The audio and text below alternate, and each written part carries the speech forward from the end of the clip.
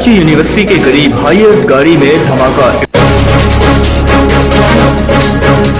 इब्तिदाई इत्तलात के मुताबिक गाड़ी में धमाका और 4 अफराद हलाक होने की इत्तलात हैं। मौके पर रेंजर्स और पुलिस की भारी नफरी पहुंच गई। जो हलाक हो चुके हैं भाई, ये एक लड़की की और ड्राइवर की मौत हो गई है। ये ड्राइवर जल गया है सामने ही।